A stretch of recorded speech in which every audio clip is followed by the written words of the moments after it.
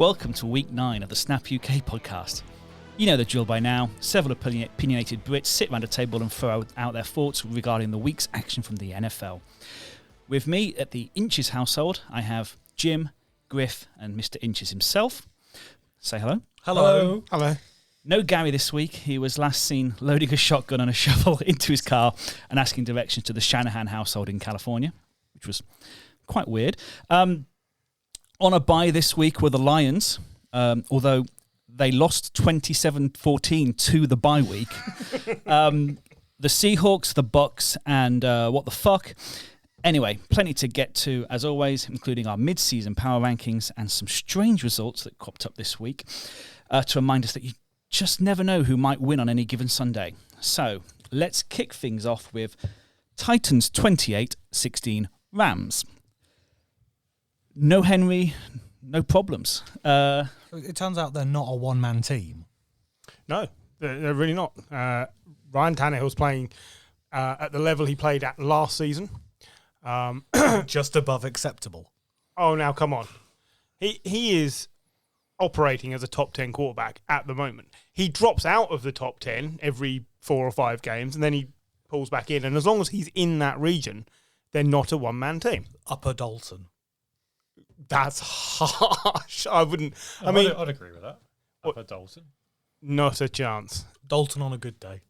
Not a chance. Ryan Tannehill is far better on any given day than Andy Dalton for most of his career. No. Far better. Nah. Check the numbers. I would be willing to stake John's funky New York Giants jacket on it. Why are you betting my clothes? Because I've turned up in my work gear and I can't give it away. I mean, as well, unless you want to set fire to someone, don't wear my funky jacket because it's flammable. It's just shell suit. I'm not sure I want to be trapped in this room with you.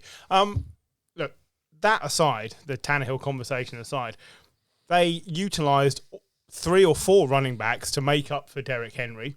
Adrian Peterson had 12 carries for 21 yards. 10 carries, which can be fair. Which is not great, but he did have the touchdown, and it was a proper AP wriggle through 5 players on the goal line touchdown, which is fine. If they can at least punch the ball in once they've moved up the field like they do with Derrick Henry, then the drop-off isn't as significant. There is no way that they can sustain drives like they have done over the course of the last few seasons without him, so it's going to be find other ways to win.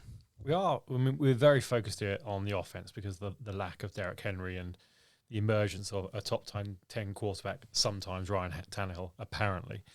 Maybe. But it's the Titans defense we should be talking about because they have been, after starting the year pretty badly and us thinking, okay, this offense, Derrick Henry's got to carry this team. They've won 5 on the trot. They've beaten, in that 5, they've beaten the Bills, the Chiefs, the Colts, and now the Rams. Jeffrey Simmons, the defensive tackle, absolutely dominated the Rams' offensive line on Sunday. And Matt Stafford had one of his worst games. He just didn't have enough time. He almost pulled a Wentz and threw an interception, which should have been a safety, which almost went for a pick 6 and then went on a touchdown later. He did sprain an ankle, though. I know, but then the very next play he then threw the pick 6. This defense it adjusts well to who they're playing. It's why they beat the Bills, because they're 2 safeties that sat deep. They took away the long ball from Josh Allen, who likes to launch it. They forced him to play underneath, and they just destroyed him. And they've adapted to the Rams this time, and it's worked wonders. This is an interesting team to watch now, I think. There's some players on that defense who I know they've been slowly building good, haven't they? They've had an INT in 6 games on the trot now.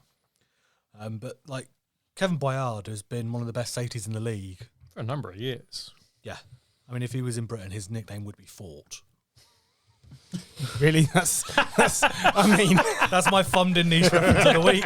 Thank you. I'll see you later. Wow. They've got quite a lot of injuries at cornerback as well. So to do it with the cast that they've got in the secondary and that defensive line now, I think they've registered. I think they're 5th in the league for sacks. They're playing really well. And again, this is a game where you've got Aaron Donald, the best defensive tackle in the league right now, one of the best to ever play the game, and Jeffrey Simmons has completely quieted him down because everyone's talking about how good he was.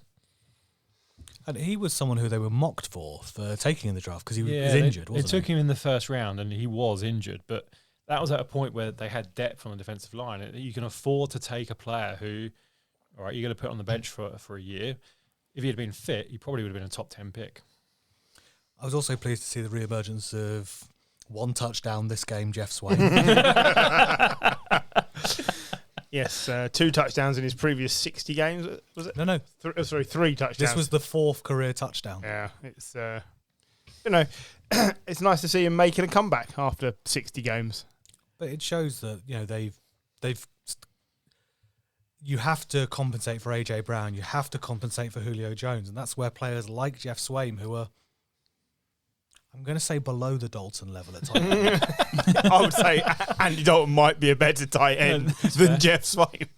I mean, a bit harsh, but possibly true. They may have the same number of receiving touchdowns. I don't know. Well, it's entirely possible. I'm sure Dalton's got 1 or 2. At least Swaim is a better tight end than Tebow, so we can say that. This is very So true. are you. You can also, yeah. you can also say, like, the Titans are now nailed on to pretty much win this division. They're Comfortably. a couple of games ahead of the Colts.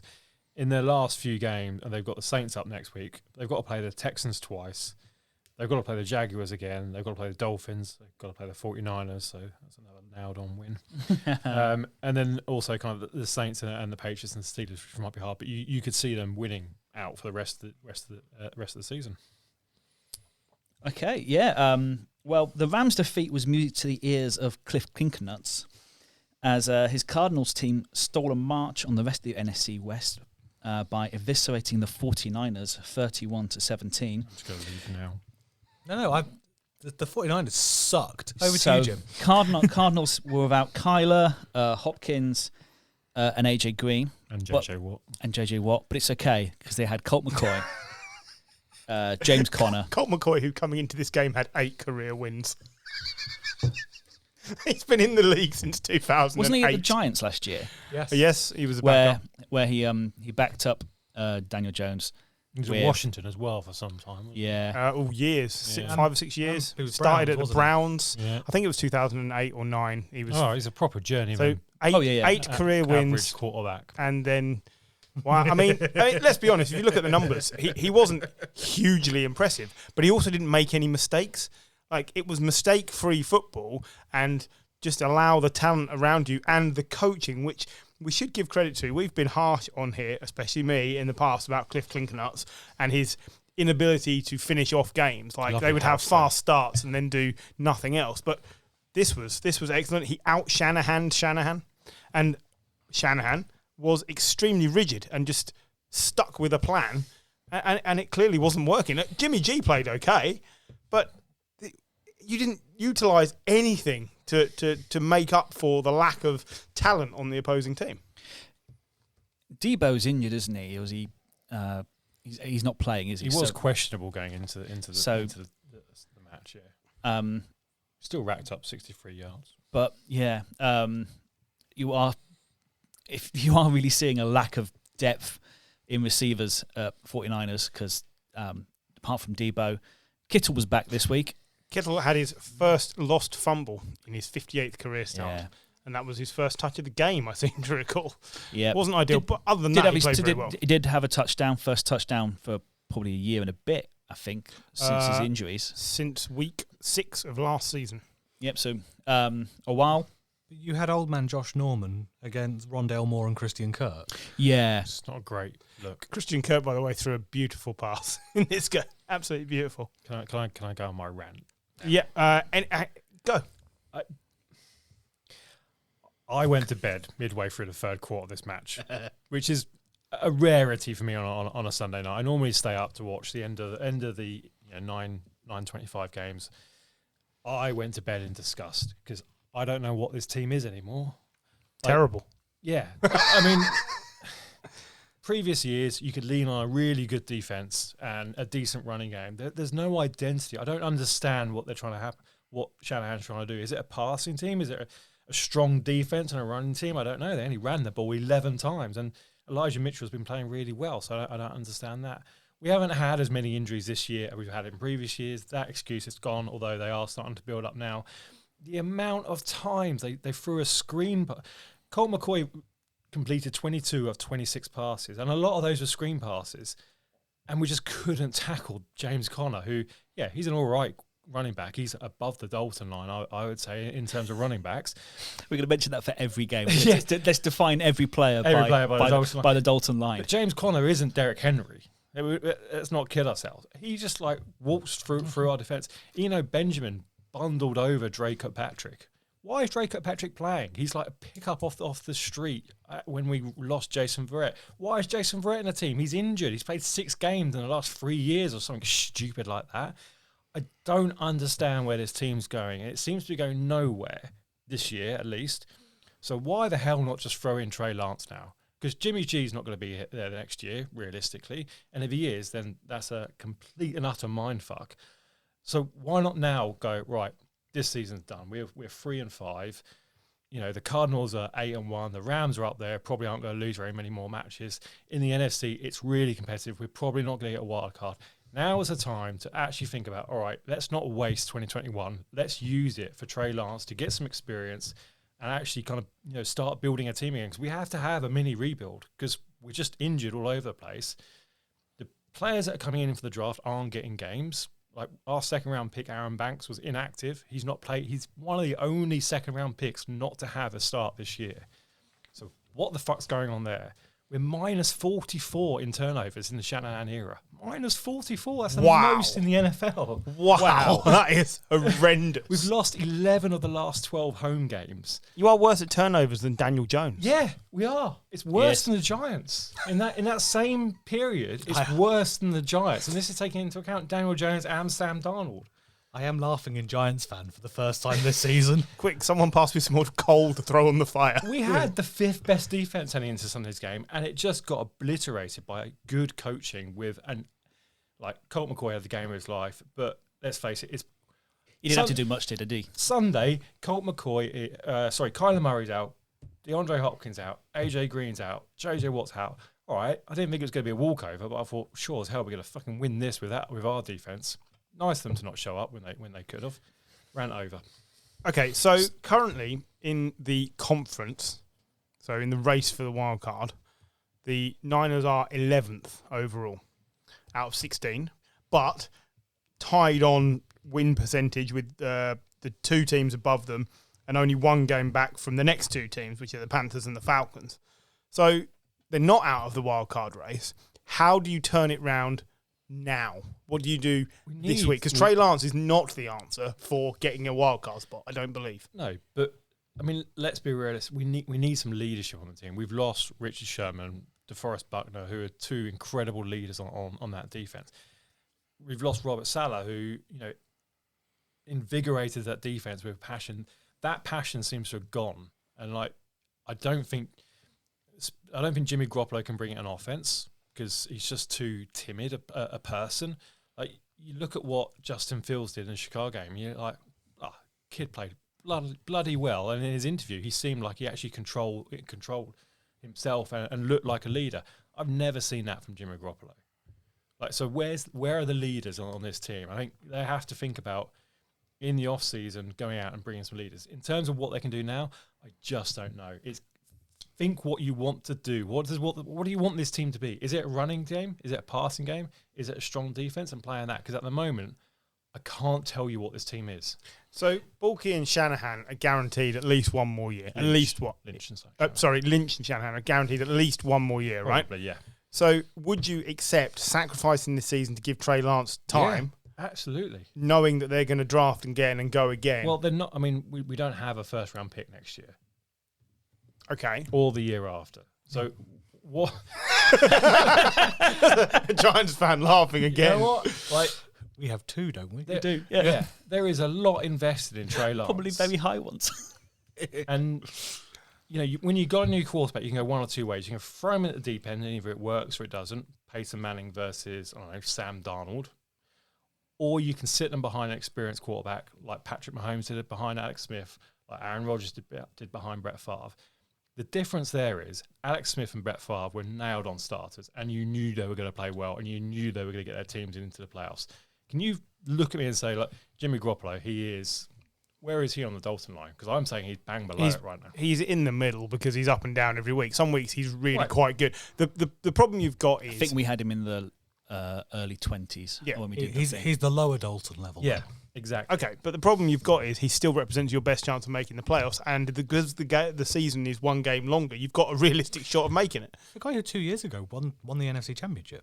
Yeah, Yeah. But I don't think off the back but of it's a not, running game, and we've got no running game at the moment now. That's as well. the thing. I think you need to find your identity again, and what it was a really clever running game where that basically he seemed like you could pick a bloke out the crowd and make them into a running back, and that isn't happening anymore. We used 2 4th-round picks to trade back into the 3rd round to pick up Trey Sermon.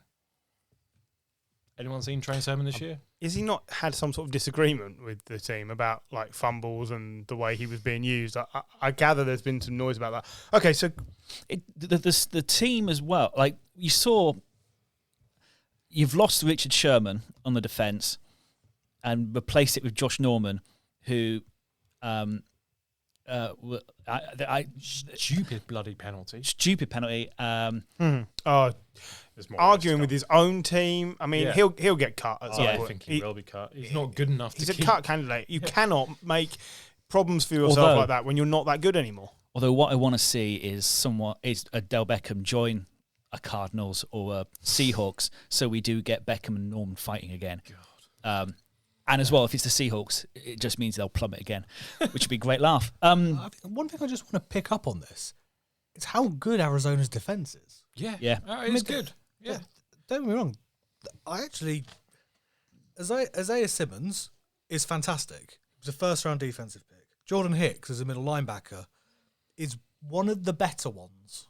Marcus Golden got 10 sacks last season for the Giants. Chandler Jones has led the league in sacks in previous years and is a all-pro.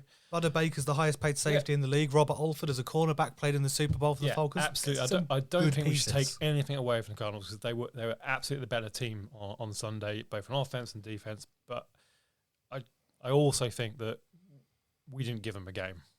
I think the scoreline flatters the 49ers. Was that Buddha Baker's 4th interception of the season? I don't think he's had any in his first 3 seasons, and he had 4 in this season already. Yeah, I thought it was very disappointing from the Niners. I expected a lot more. So is Shanahan on any sort of hot seat? Not yet. Or is he just too invested? I think he's on a warm seat. I think he's got another season. I had that once. Yeah. I think he's got another season. And I think that's a good reason enough for playing Trey Lance now. So you go into 2022, he's got a bit of experience under his belt. He learns the playbook, and then hopefully we can see a big step forward in 2022. Cool. You couldn't take a big step forward when you were on the No. I've never taken a big step forward anywhere. They're all very small steps. So, despite trading away defensive stalwart Von Miller last week, the Broncos came to play on Sunday. Thank you. And Vic Fangio's guys put up their all-round best performance of the season, possibly in quite a long while, as they shocked the Cowboys to take a 30-0 lead before some garbage time Dallas points made it 30-16. What can we say about this one? Is it? Are we? If I were are the we Cowboys, seeing are we seeing something that the Cowboys might not be all that, or is it just one of those weeks? It's one terrible week. It was Dak coming back off an injury. He looked reasonably fit, but I would just ignore it. Go back to what you were doing before. It's one bad game. It's the largest home deficit for Dallas since 2001. It's just one of those freak games. I would just ignore it. It was great from the Broncos' point of view. This was the Broncos. It was exactly the sort of performance you need. Teddy Bridgewater's 6th rushing touchdown in the last 2 years. He only had 4 in his first 5 seasons in the league. And he's also thrown 6 consecutive games worth of touchdowns, which is the first time he's done that as a professional as well. So he's functioning at the Dalton line or just above the Dalton line, but in the good region. So he's currently outperforming Jimmy Garoppolo and people like this. Hell yeah. Yeah, and when he does that, the team functions with this dual running back, Williams and Gordon, which I think works really well. Yep. And they actually look good, but the problem is every third week they suddenly forget how to score points. That's going to be their problem, is can they be consistently good on offense? Look, this is a team with an identity. It's a good defense. It hasn't been great up until this week. but it's got a lot of good players on it, despite kind of Von Miller leaving, and they run the ball well. They don't make mistakes. Like the two running backs, I think, Melvin Gordon probably got a little bit more tread left to go, but Javonte Williams next year is going to be their number one running back. Yeah, of course. Yeah, and he's going to be a top 10 pick in fantasy. Yeah, he's the next CJ Anderson. Yeah. I'm sorry, full title. Cortrell. No, Super Bowl winning. 1,000-yard rusher. CJ Anderson. God love him. You've forgotten your own lines. No. See, I was saying over the last few weeks, I thought Vic Fangio was probably done. If they make the playoffs in this division that they're in this conference, then you can't get rid of him. I think it's a bit of a fallacy because I don't think he is a very good head coach. I think he's a very good defensive coach. And then the offense, when it contributes, the team looks very good. I'm not sure that he's the right person, but he might be enough to get them through this year in this division. It's crazy. Are they all on either they're 5 and 4? They're all on 5 wins. 5 and 4, or 5 and 3. The Chargers and Raiders are 5 and 3, and Kansas and Denver are 5 and 4. If they go on the upswing, the Raiders are going to go on the downswing now. We'll talk about them. I think still a contender. Bridgewater is serviceable. Bridgewater is the Dalton level. Yes, it's now now the Bridgewater level. Yeah. I think so. Williams and Gordon is a great 1-2 punch. They've got Judy back. Yeah. Cortland Sutton. Patrick. Tim Patrick looks great. Yeah. Tim Patrick, Jerry Jeudy and Cortland Sutton. You get Hamler back next year as well. The defense is stacked. They've actually got cornerbacks. Yeah, they've got cornerbacks. If I'm their general manager going into the draft, I'm ringing up Green Bay and I'm saying, what do you want for Aaron Rodgers? I'd be ringing up every team and going, what can you give us for Drew Lock? I'll take anything. Bag of balls. Seriously, you put that's what he is. You put a top 10 quarterback in that team, and I think it just sings. I agree. Did anybody happen to see the Denver time of possession in this game, which also massively contributed to their win? The highest time of possession they've had since 2005. Yes, 41 minutes and 12 seconds they had the ball for, which is no wonder the Cowboys couldn't even get on the field to play. It's just one of those freak games. The Cowboys should just move on because I still think they're one of the best teams. Cowboys were 5 and 13 off a third down, and a lot of that was actually in the fourth quarter. They were at one point they were 1 of 9. Yeah, it was terrible. They had a bad day. You're right. Forget it. But this is their bogey team. Denver have won 7 straight against Dallas. Oh, really? Yeah. That's crazy. No, I mean, I don't know if anyone was the left tackle. No, Tyron Smith. Tyron Smith. No, he's out. Yeah. Dak and Zeke and everyone, they aren't as effective without him. No team would be. Did you know the last time the Atlanta Braves won the World Series, which they've just done, the Dallas Cowboys won the Super Bowl, 1995? Just saying. I wouldn't rule it out that happening again. No, neither would I. I will, as a Giants fan. Dallas going down, Giants going up. Well, it's strange. The prophecy is coming true. Friend of the show, Nat Coombs. You're about as much of a prophet as Mystic Meg, by the way. Mystic Smeg. A couple of weeks ago, friend of the show, Nat Coombs, he did a thing basically on college, because college playoff style, and yet they had to pick their top 4 teams. Basically, what power rankings is. Yeah, power ranking. But yeah, they only did the top 4, and each week I've been looking at it since, and the Dallas Cowboys. I think they're a top 4 team still. It's just as you say, it's a bad week. Well, we'll find out when we get to the end of the show. In the words of Dane Bowers and Victoria Beckham, you're out your mind.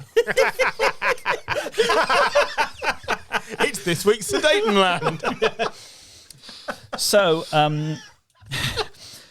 the Cleveland Browns released OBJ this week. Cleveland Browns? Yeah. And Give him a script.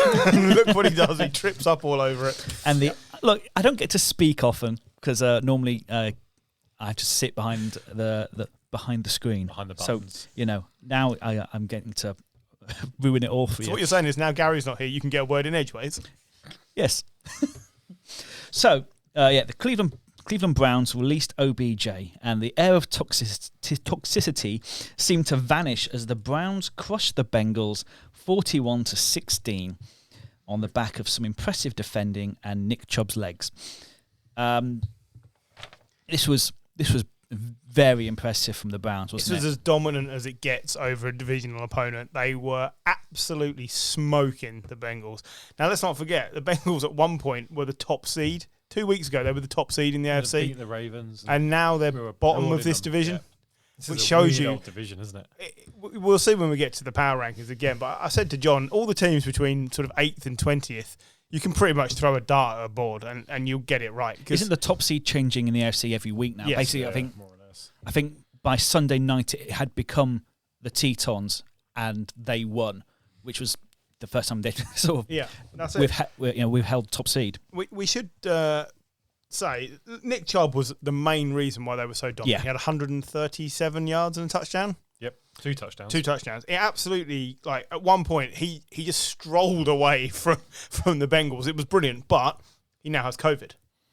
Yes, He could still play on Sunday, though. he's Yes, vaccinated. He is vaccinated. Well, we'll get to the vaccination conversation, I'm sure. Do you know who else has got COVID?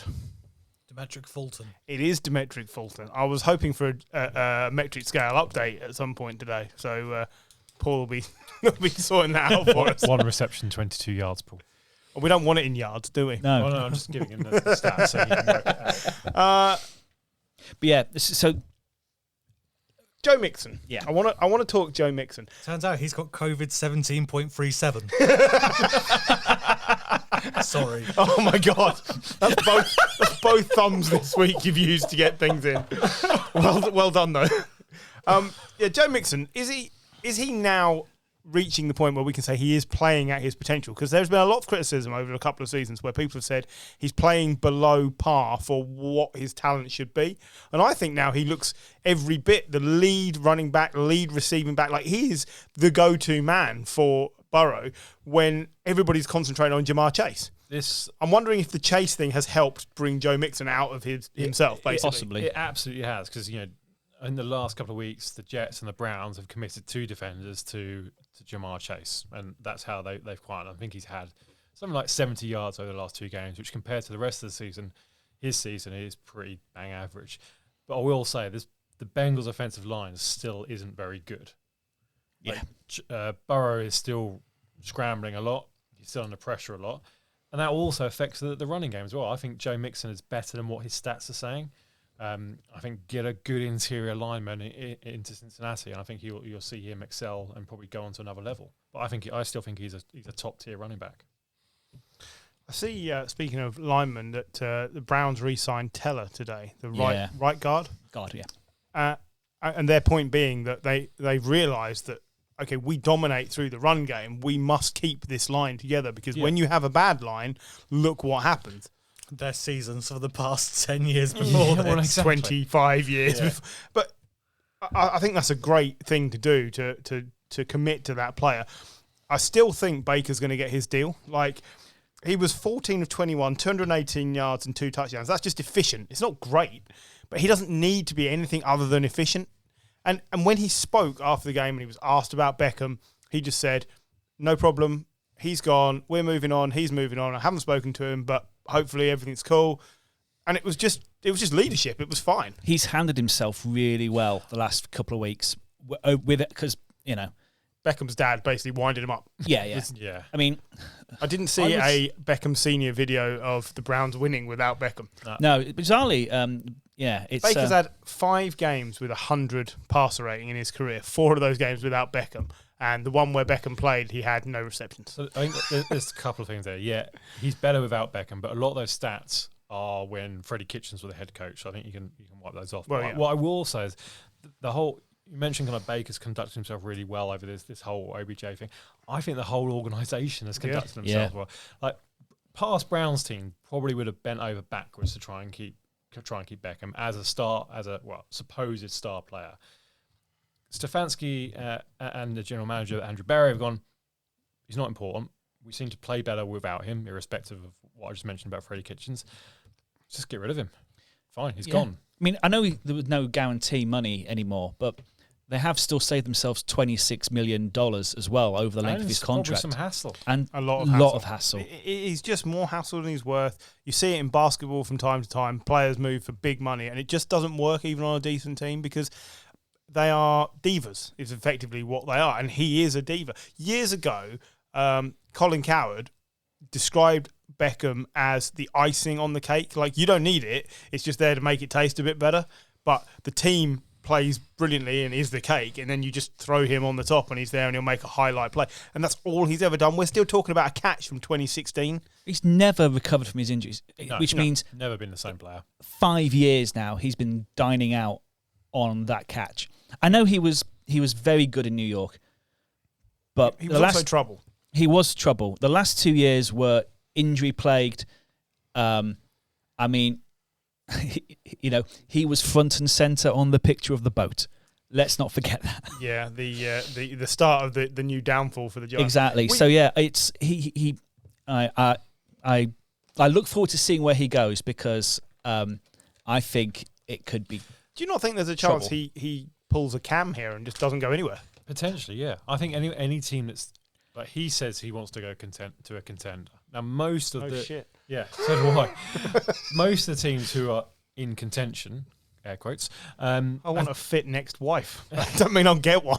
Most teams who are in contention have got a leading receiver. So he's got to go somewhere where he's happy being the second or third choice. Yeah, he's going to have to be like Antonio Brown. Yeah. Take what you're given. Yeah. I mean, also, isn't he... He's not going to come out and say, I really want to go to the Lions. Is he? The Lions could do with him. Yeah, but I can't see him doing that. If I was the Lions, no way would I. He's going to want to be back in New York, Los Angeles, somewhere. Vegas. According to Twitter, he wants to go to the Packers. Oh, well, good. I'm not sure the Packers need him, but they've already got a dickhead. At this point in his career, where does he fit in between Devontae Adams, Randall Cobb, and Alan Lazard? Because he's not a team player like Randall Cobb and Alan Lazard, and they've already got a star wide receiver. Exactly. That's exactly it. Can you imagine him at the Packers? We should, on a positive note, point out that DPJ rather than OPJ was amazing. 2 receptions for 86 yards and a touchdown. I mean, to be fair, the surname is hyphen, so technically he's just DP. And DP for the win. So absolutely, I'm a big fan of DP. I've heard about this. Yeah, absolutely. You look at this whole game plan, and the Browns have been like this all season. They run the ball a lot. 23 carries for 153 yards. They passed the ball equally amount. They had 14 completions. Of those 14 completions, the amount is spread around. Like Jarvis Landry had the most completions. He had 3. Yeah, for 11 yards. Yeah, like. He's not back up to speed yet. No. He's not. But that's the point is, it goes... Baker Mayfield is accurate. He passes it to lots of different players. The player who's open gets the ball. Yeah. There was no chemistry between Beckham and Baker Mayfield, which is why he didn't get the ball. Yeah. I say, going back, I'm really impressed with the Browns this week. Like, it was that sort of thing we've seen trouble in other teams, and it's affected them, and they've moved on. Quickly, before you take us into the next game, pick me. Would have been such a nice segue. Pick me the playoff, the team out of these two that makes the playoffs. Like at the end of the season, who's in and who's out of the Browns and the Bengals? Browns in, Bengals out. I think the Browns are going to finish ahead of the Bengals. Yeah, I would say the same. And me, but does anybody think they both make the playoffs? Bearing in mind the Ravens seem likely to make it. I mean, and the Steelers are currently top of the division. Yeah, like I said, I think the Bengals are going to miss out. Can't we just go to one of the other divisions and go, thanks for playing? No. Yeah, AFC South maybe. Yeah.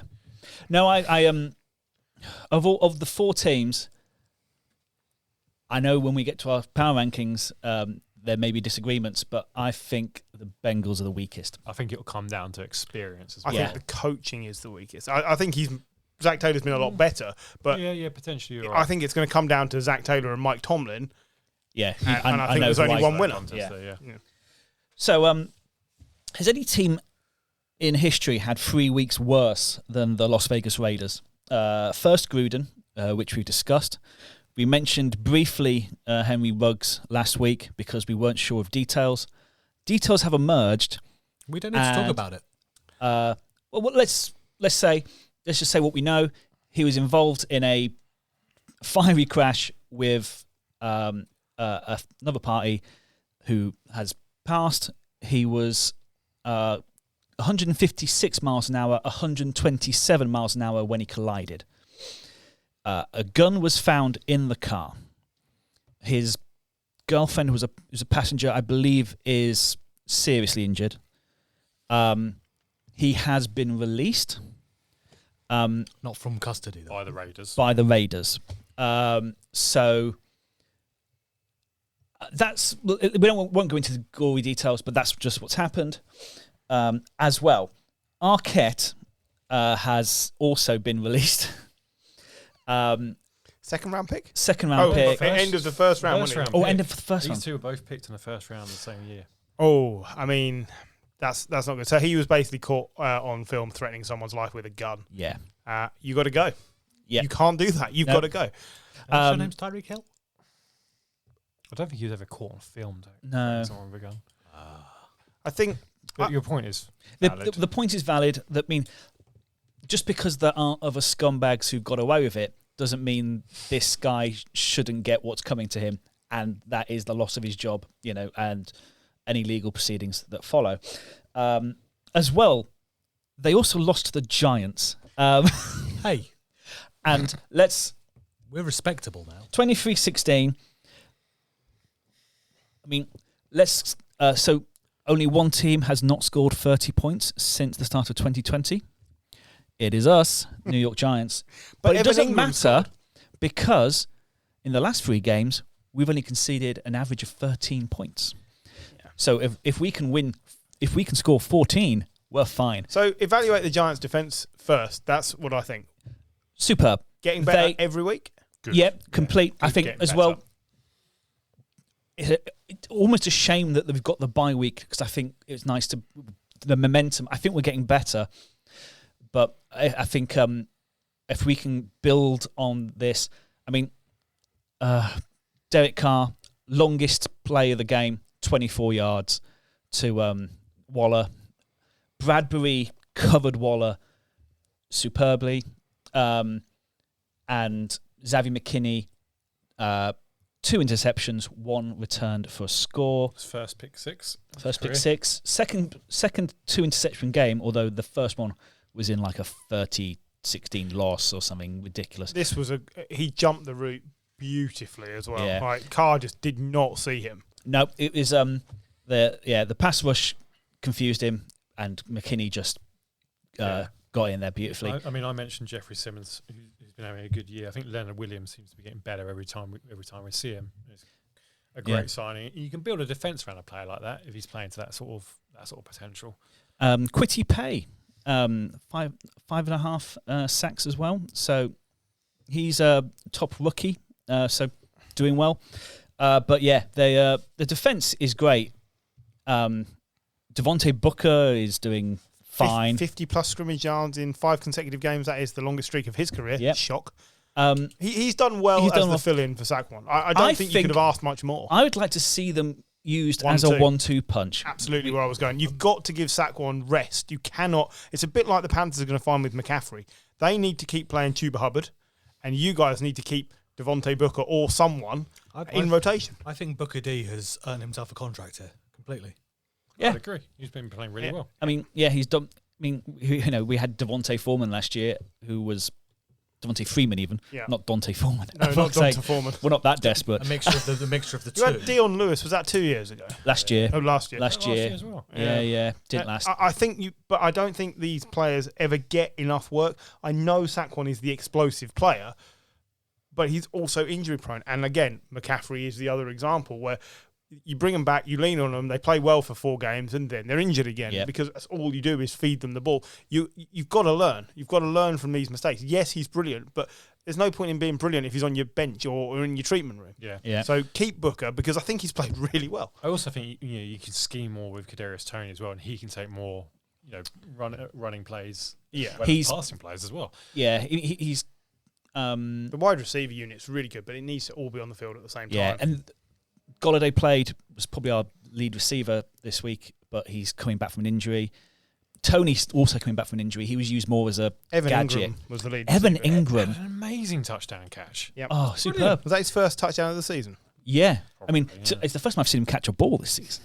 He's a player who needs a bit of love. He needs a bit of love. Needs an arm round. Does he not remind you of our favourite tight end, Eric Ebron? Yeah. Yes. He's not going to get the Evan Ingram participation award. No, because he's always injured. He barely participates. I'd like to see him participate a bit more often. Evan Ingram is playing for a contract next year. It's just the contract will be not in New York. Yeah, I could see him going somewhere else. See, before the season started, John was quite happy that Kyle Rudolph had signed for the Giants because it meant more Rudolph, less Ingram, bit of progress at tight end. Ingram is outplaying Kyle Rudolph. Yeah, he is. And this is the problem. You could end up here with no tight end and you've got to find another one. Yeah. And then we know that rookie tight ends, unless you're Kyle Pitts, and even we're going to get to that, not every week, they're not always brilliant. And so if you can get the most out of Evan Ingram, he's worth a year's extension to see can he stay fit and play. This is going to be a conundrum because I don't think anyone was expecting him to outperform Kyle Rudolph. I'm sure Jimmy Graham will probably be free next year. It won't be free. It'll be about $8 million to just stand like a statue and move like a glacier. This is the first time as a Giants fan this season I've come away from a game satisfied. I realised we've won 3 games. Well, what else happened? I didn't think we were bad. No, I didn't think you were bad at all. John and I were watching bits of the game. The thing is, They played watching fine. on Red Zone, Yeah. I think we rarely saw it because I think we were quite. I think both teams struggling to move it, and we didn't really see it until Leonard Williams' fumble recovery off Carr right at the end to Do you know win why the game. we didn't see a lot of the Giants? This is the biggest problem at the moment. The passing yards discrepancy. Yeah. So Las Vegas had 286 passing yards. Want to guess what the Giants had? 110. Try again. Well, he had 110 yards, but 96. It was 96 net yards. You take net off passing the, yards. You Yeah. take off the for the stats. That's a problem. It's a problem with as well. It's a problem With when our, you lose. we have a very bend and break defense as well. We sort of let teams move very slowly through our team, and then when we get to the red zone, we actually crush them. Yeah. It was an off day for Daniel Jones, but we've seen him have good days this year. Yeah. Even in losses, he's the had some good turnovers are games. coming back slightly. To start the Yeah. season, I think through the first 6 games, he only had 2 turnovers, and then in the last 3 games, he's had 6. He now has the most fumbles lost in a player's first 3 seasons since between 96 and 98. Anyone? 96 and 98. Yeah. Yeah, it's a long time ago. I'm not even sure half of you'll know who the player is. Tony Banks had 21. Oh, the Yeah. Jags. No. Ravens. He had 21. But that aside, actually progressing as a player, Yeah. I think Daniel Jones is making the right steps. His ceiling is going to be Bridgewater. Yeah. I think he might be at his. I think he's at his ceiling. Treading water. Daniel Jones is going to be the league's best backup quarterback next year. I don't think he is. I think he's going to be the Giants starter. Yeah, I I'm not think he sure. is I as well. think He has gone past Eli Manning and Phil Simms for the most games with 100-plus passer rating in the first 3 seasons. Yeah, I mean, That's a misleading stat. and a half, it isn't is. really is. stats can prove Yeah. anything. That's what we're learning. Anyway, should we move on? The AFC wildcard hang on, race. just to say, the Raiders are on a bye week next week. Their record coming off bye weeks is 3-16 in the last 19 years. yeah, they've lost the last 5 coming off the bye. Last 5 years. Well, good Not luck. played 'em. Yeah. So the AFC wildcard race is a weekly lucky dip, and as of this week, the New England Patriots are right in the hunt for their 5th, 6th, or 7th spot. They coasted to a 24-6 win over the Panthers, and doesn't old Bill love playing Darnold? Oh my God! It was if I'd have been colourblind, I'd have assumed Darnold was still in green playing for the Jets. Was it picks on 3 consecutive passing attempts? It was certainly close to that. It was horrendous from Darnold. It was bad, as bad as he has been at any point in the league. This was it. This was his worst game of the season. Oh my word! It was. I'm seeing ghosts again. It was bad. Is he the ultra rare double bust? I think I think that's harsh, but I think he's also played himself out of being a Panther next He season. started off so... Like Bridgewater did this last year with the Panthers, didn't he? He started off really well. And tailed off. What is the the combining factor? Christian They McCaffrey both started the season with Christian McCaffrey and then quickly lost him. But McCaffrey was back this week. 52 rush yards, 54 receiving yards. Yeah, okay, so not game-breaking stuff. But playing New England with Bill Belichick, who knows Sam Darnold inside out. You know that Belichick has spent about 3 weeks just rubbing his hands together. Going, got this one. I believe at one point he almost smiled this week. Almost. It was the J.C. Jackson pick. Yeah, so it made him give him a bit of a grin. You know, the Gilmore pick had a grimace on the gas. inside, and Gilmore had clearly seen that route before. Like, he was running that route better than the receiver, and he picked it. And I had already said to my colleague at work, we've had this really good player signed for the other team. He's guaranteed a pick six this week. Well, he didn't get a pick six because McCorkle tracked him down and pulled him down. And fair play for that, because he was right in there. But then the Jackson pick, incredible. He just disappeared up the field. Like, who's the fastest player on the Panthers? Robbie Anderson. Yeah. And he didn't. He just couldn't. He dived full length. Stonehands Anderson. Stonehands Anderson could not get him.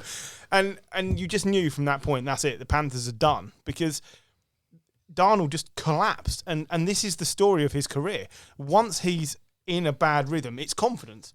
He just goes downhill. How many great quarterbacks, Brett Favre is the example, throw terrible picks, and then the next play they come out and it's brilliant. It's a 40-yard bomb. Darnold goes the other way. He throws a pick, and then he throws another pick, and he falls apart. But there's a difference, and I mean this as a positive. It's not going to sound it. Brett Favre's an arrogant arse. Yeah, I see what you're saying. And of course, I'm going to be fine the next time I do it because I'm the best quarterback in the league. Sam Darnold's going to come out and go, "Oh God, I hope this doesn't happen again." It's the character. It is. I think Darnold has the talent, but he lacks the mentality to be a starting quarterback at the moment. I think he's way too fragile. I think 3 years at the Jets has absolutely ruined him. I'm sad to say. Would most people? But yes, it's gonna. The Sanchez route. We're going to see the same with Wilson in 3 years when he's playing for it's going to be identical. Probably someone like the Panthers, because someone's thought he's young, much like Darnold. Darnold's still young. I mean, but yeah, it's so sad. I think 5 years ago, people were crying out to please let us finish at the bottom of the table so we can get Sam Darnold. Let's remember he's still one of the youngest players in the league. But sink for Sam. But neither of these two situations that he's been put in have done anything to help him. And you're saying about Daniel Jones being the best backup in the league. Sam Darnold's going to fade into obscurity. He's not going to be anybody's good backup. He's just going to bounce around a few teams because people are going to think they can fix him. But as soon as he throws a pick, it's over. Like, he has nothing left to back himself up with. Is he turning into Sammy Testaverde? Well, yeah, you should, by the way, have a look at Vinny Testaverde's stats over his first 3 seasons. He threw something like 17 touchdowns and 48 interceptions in his first 3 years. It was bad. Like Sam Darnold. Yeah, it's not good. For Sam Darnold, he's played effectively the two most informed defenses over the last 3 weeks. Yeah. Being the Patriots, Giants. The Patriots defense got 20 points in fantasy, by the way. They were brilliant to watch. They just they kept mixing it up. It's a Bill Belichick wet dream to play Sam Darnold. It really is. But Sam Darnold, who's had 10 INTs in the last 6 games. Yeah. After he had 1 in the first 3, I think. Yeah. I mean, he was playing so well. You're right. It's confidence. It's confidence just goes. I mean, you talk about the Patriots defense. I mean, even their offense was tackling well. That haul down by Mac Jones after he did the ball. You like that, yeah. I thought it was brilliant. Well, he's got in trouble for that, hasn't he? Because the guys, right. the Panthers. Yeah, you can't twist someone's leg and just hold on to them like that. But in the Patriots locker room, they'd have said, "That's brilliant. What a great move!" No, absolutely. Jones has said he thought the bloke had the ball. Yeah. So that's all. That's unfair. I'd have done the same. With your eyes closed, like he did, probably. Yeah, You'd but never be able to reach that far. Yeah. No. I don't think he's being mentioned enough because J.C. Jackson is obviously getting the INTs. Matt Judon is pressure, every penny. Most pressures. Yep. He seems to be everywhere on the field. I love what Jim. He's out high-towering Hightower, who used to be everywhere on the field. See if you can fill in the blanks here. I'm guessing you guys may have read this as well. But only 3 rookies since 1970 have 5 or more wins, 10 or more passing touchdowns, and 2,000 or more pass yards in their first 9 career games. Mac Jones is 1. Who are the other 2? Peyton Manning.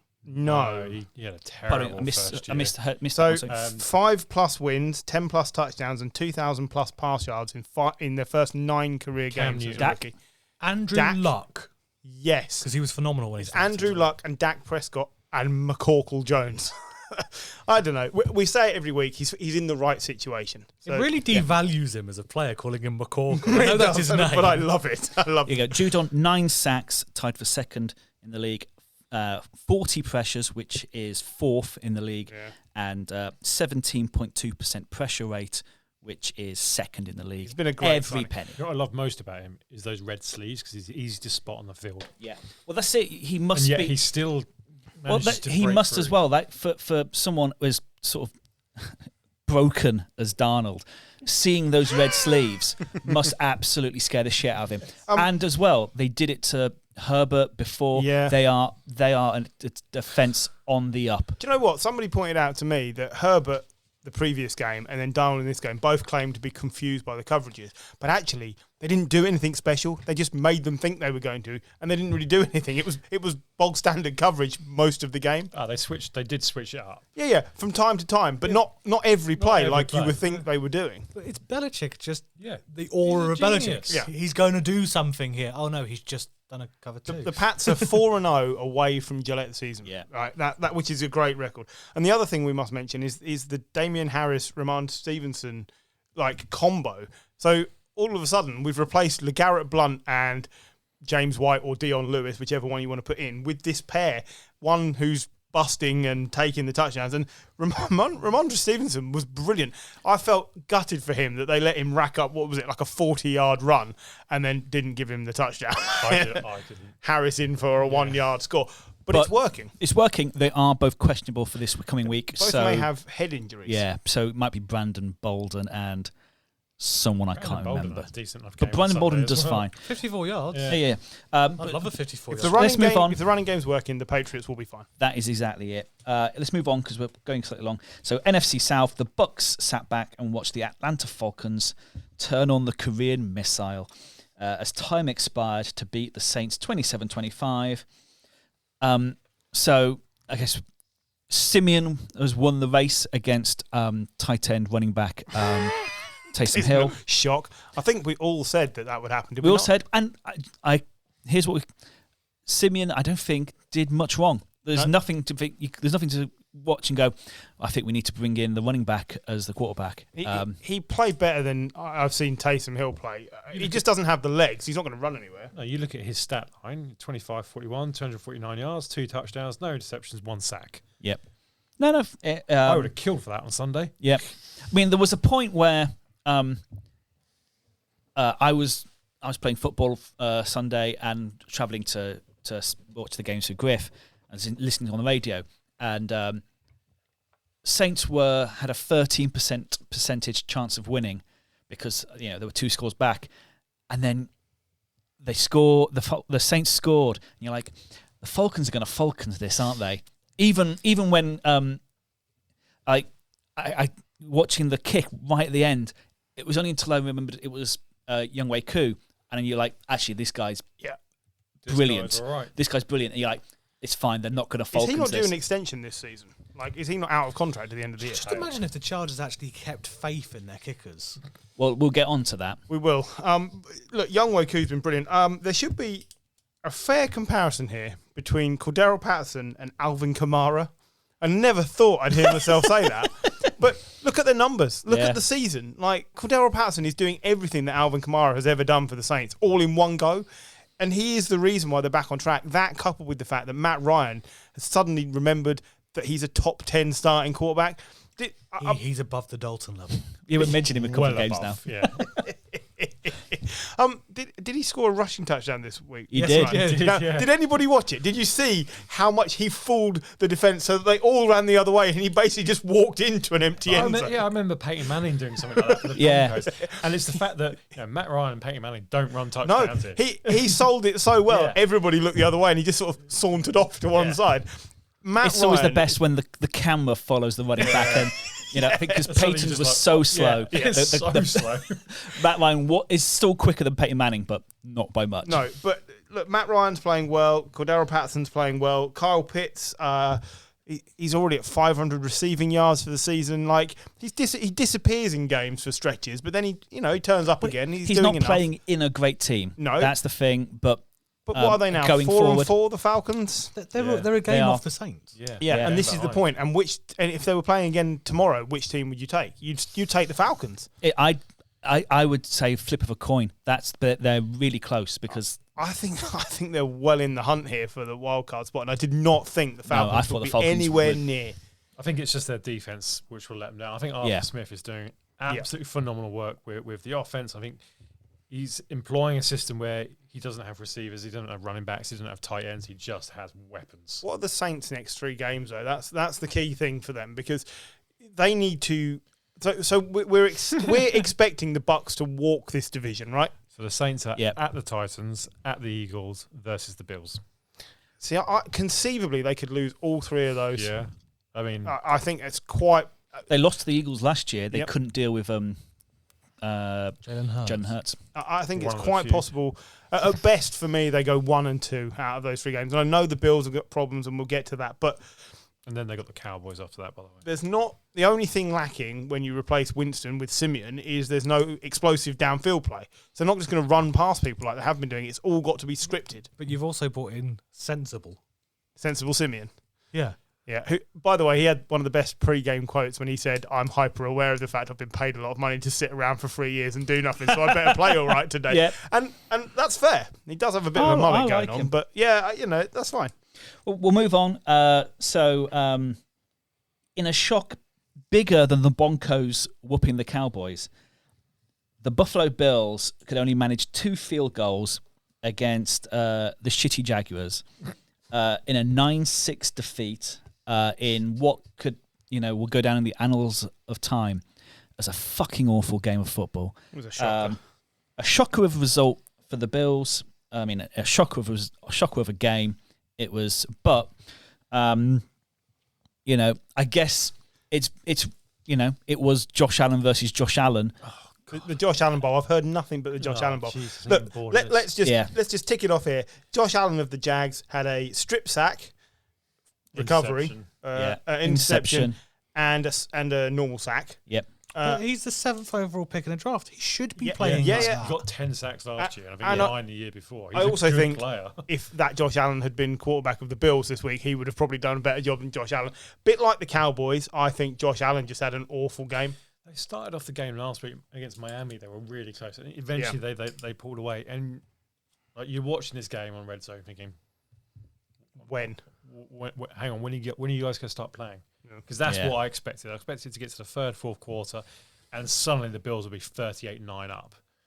No running game. No, it's all on Josh Allen, and occasionally it's not going to work. If you take out Josh Allen's rushes, they only had 11 rushes. Sorry, not even that. 9 rushes from Singletary and Moss. I know Moss went out injured, but it's not enough. This team, if you take out that running game, this team's easy to defend against. It's a bit like the Chiefs. The Bills don't have a good enough running game, like the Chiefs. and the Bills' defense is better, but the problem on offense remains the same. Josh Allen can't carry you every week. He'll be fine. The team will be fine.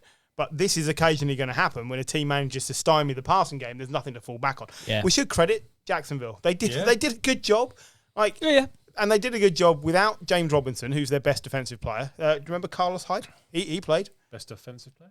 Did you just say best defensive? Best offensive player. I'm just slurring my words because it's been a long day. And I'm very drunk. But yeah, James Robinson is their best offensive player. He might be their best defensive player as well. No. But yeah, he's just their best player. He was... so he was out, but Carlos Hyde played fine, and that's good. And that's the difference. Like, they had a running back. Trevor Lawrence had someone to lean on and say, we need to get 4 yards. We need to get 5 yards here. And it worked. I don't think the Jags did anything special, and I think Jags didn't do it 9.5 times out of 10, they lose this game. The Bills lost this game. I wouldn't say the Jags won it. It's down to the Bills losing it. The Jags, did they miss 2 kicks, was it? They did. Well, they missed 2 consecutive, but one was nullified by a penalty, so he got 5 yards closer and then missed it again. And you're like, I just thought at that point they're going to Jags it up. Yeah, exactly. How Jags can you get for that? I mean, but we did get to see Beat Hard for 2 plays while Lawrence was evaluated for an ankle injury, but he was fine. I was a bit disappointed. I was looking for some Beat Hard action. When it said CJ Beathard coming in, I was like, I corrected the television. No. Well, until Scott Hansen calls it the Beat Hard Boys, we do not. Why didn't we call the podcast that? Anyway, we'll be getting a very different listenership. Let's take a break and we'll come back with some turgid games and Rodgers. Okay, we're back. After a trifle break,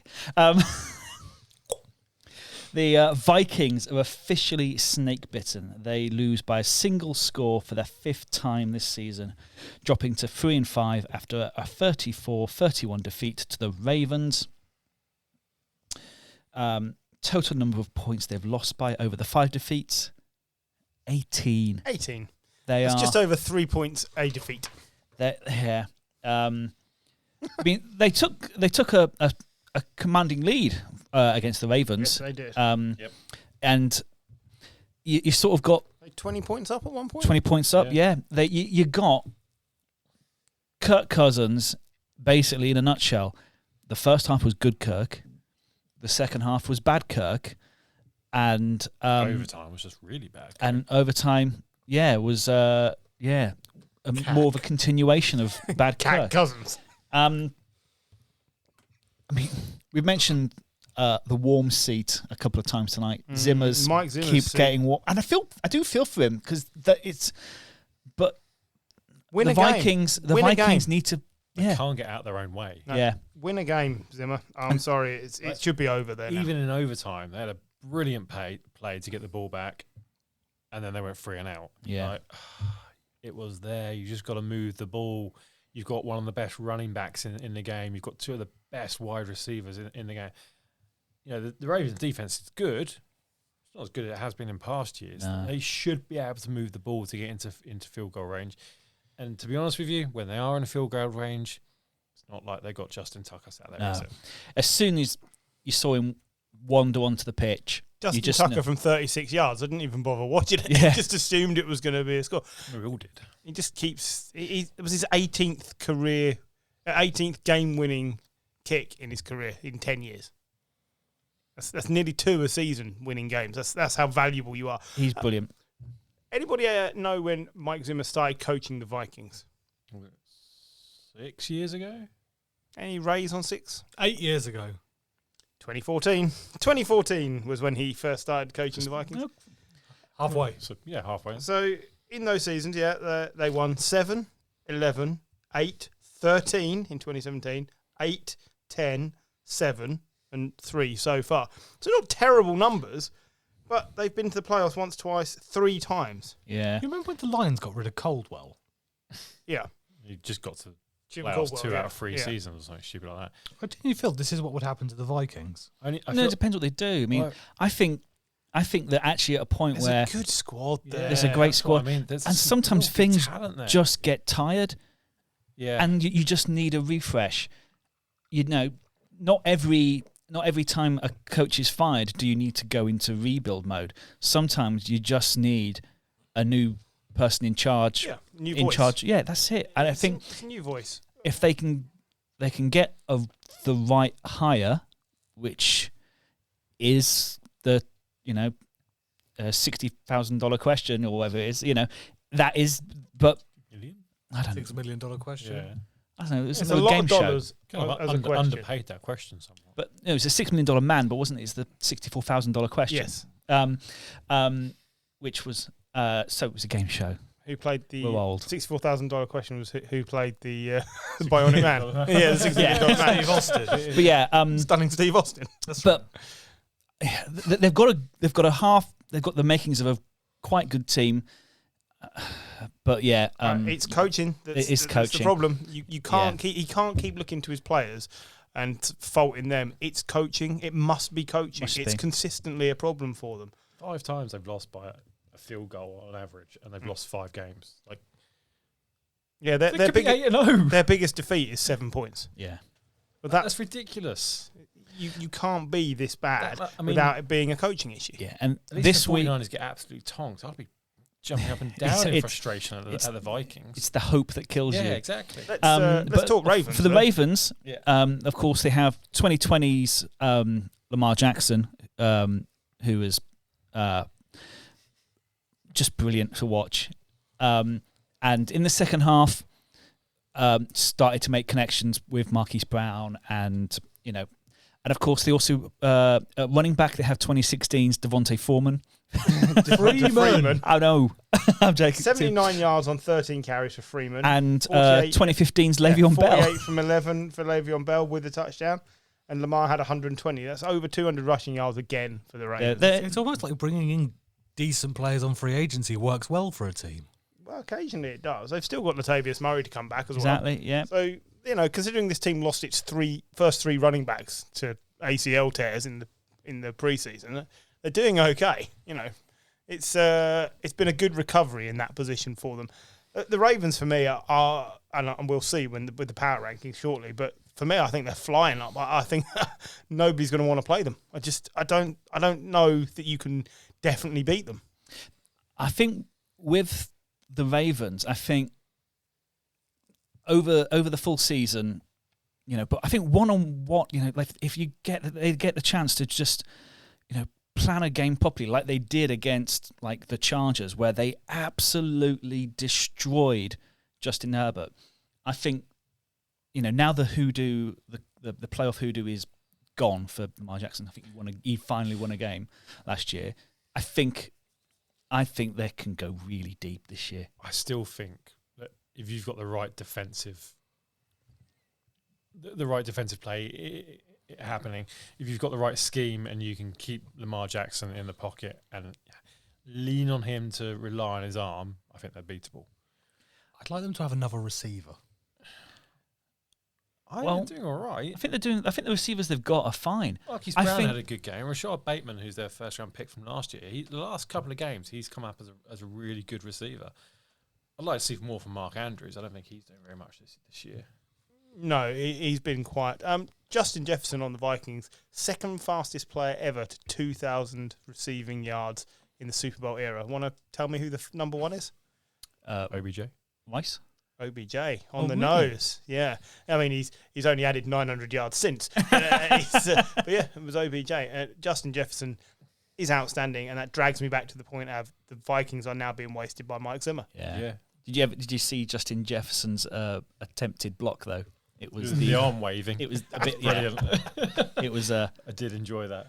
Particularly feeble. Yeah. but I should have mentioned earlier, but there was one of those by Darnold in the Panthers game where he tried to throw a block and just bounced off the guy. And it's like, yeah. But, I don't know. I think we'll move on because I think there's much more to add for them.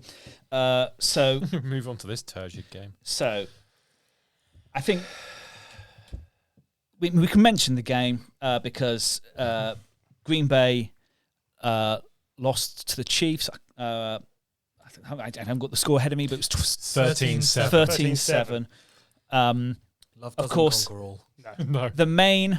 Love doesn't win out in the end. No, it doesn't. The main talking point, of course, is off the pitch because Jordan Love got his first start because Aaron Rodgers... is immunised. Was immunised. He didn't specify against COVID, though, did he? So...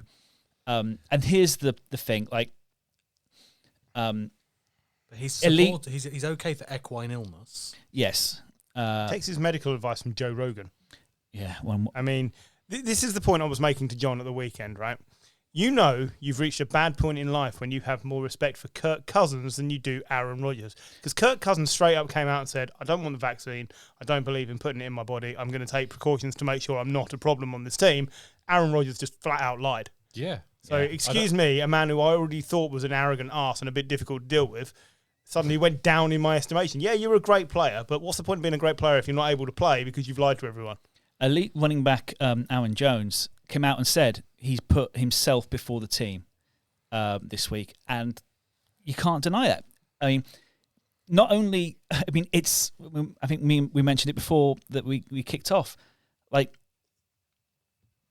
I was watching, I was agreeing with Terry Bradshaw. This is a problem again. And so now you agree, you respect Kirk Cousins and you agree with Terry Bradshaw. There are issues here. Yeah, it's a bad look. There's been some very sort of erudite thoughts being spoken by some of the ESPN guys, and yeah, I mean, lots of commentators. I don't think I've seen, and maybe my media habits are biased, but I don't think I've seen one person come out and try and defend him. I have seen people come out to defend him because I'm very online, and but the sort of people sees a lot from sitting up on that fence. Yeah, exactly. It's true. But what you don't want to know what he does see online. I don't mind if he doesn't want to have it done, but just be honest and say, I'm not having it done. You can't force anyone to accept this, okay? If you could, everyone should have it. But you can't. That's fine. Just be honest, because if you feel the need to lie, you know it's probably wrong. Yeah. My issue is, not my issue is what Michael's just said. I don't, you shouldn't lie. Good moral advice there. But don't lie. He's also just called me Michael for the first time since we were 14. Because you lied about something. Probably. But, some of the argument is, I don't know what's in it. I don't want to put it in my body. But if Aaron Rodgers has an injury and they say, what we'll do is we'll give you a painkiller injection to get you through the game, and then he also doesn't know what's in that, and they're still putting it in their body. I know that there's he's making arguments about fertility, because he might still want a child. Mate, there's fucking banks for that. Literally, go. You say that, but did you see that couple in California today that have had to swap their baby with another couple after they were both given the wrong children from the donor bank? Well, they've had their kids for 6 months.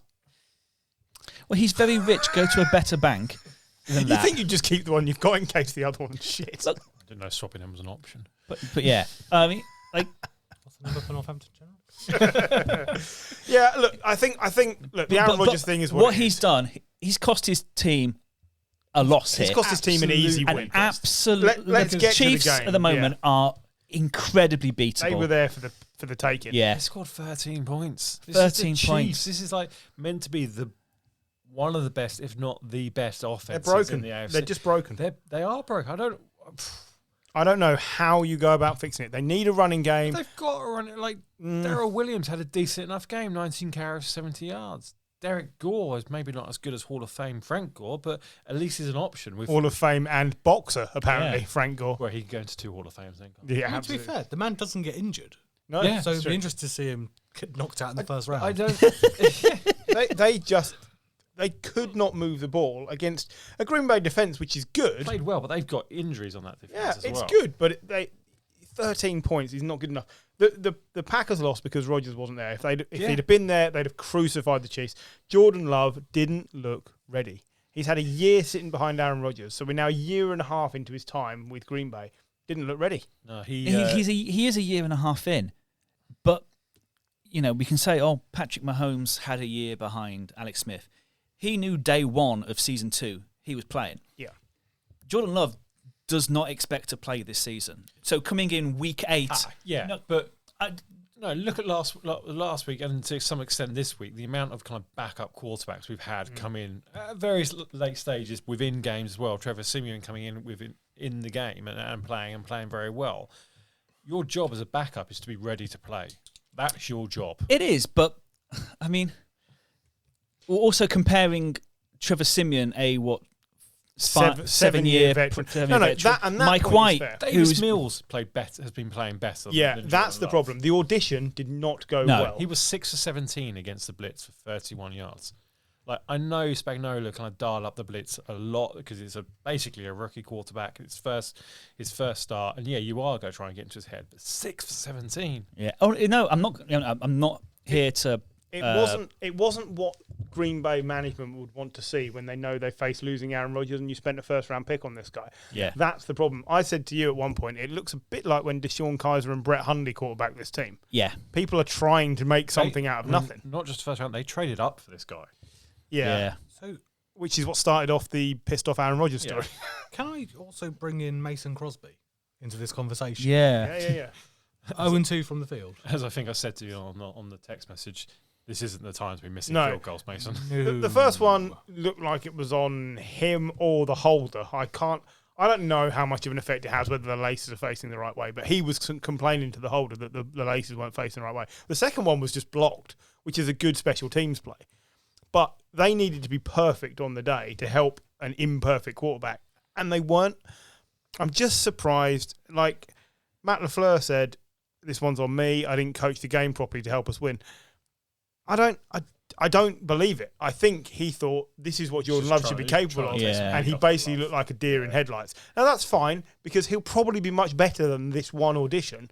But if this is his opportunity to shine and then Rodgers plays the rest of the season, what evaluation is that ahead of Rodgers leaving? He looked. There were some of the plays were like Jameis at his worst as well. He was just lobbing it up. Yeah, he absolutely did. Could not wait to get rid of the ball. Yeah. I don't know. I wanted to see something, anything, to make me think, all right, Green Bay can spend 2 years rebuilding around this guy before they go again as a really good franchise. No. I just didn't see anything. It's harsh, of course, but you can only talk about what you've seen. And like let's be honest with you, the Chiefs' defense has been bad. Yeah, that's what I mean. This was a defense that someone who's supposed to have a bit of a cannon for an arm should be taken apart. Absolutely. I mean, this is probably as good an opportunity they had to beat the Chiefs as there would have been. Rodgers not being there has obviously cost them, but I think most backup quarterbacks should have been able to win that game. I think also this is disappointing for the neutral. Yeah. Because Very. No, it is. Yeah, to have absolutely. this Kansas team, knowing what they've been for the last 2 seasons, this is like, can I watch Green Bay versus Kansas? We've got Green Bay versus Kansas at home. Yeah. This is what it is. It's just... Yeah. So let's move back to Thursday night as a resurgent Colts continue to shrug off their poor start to the year and put 45 points on the Jets in a 45-30 win.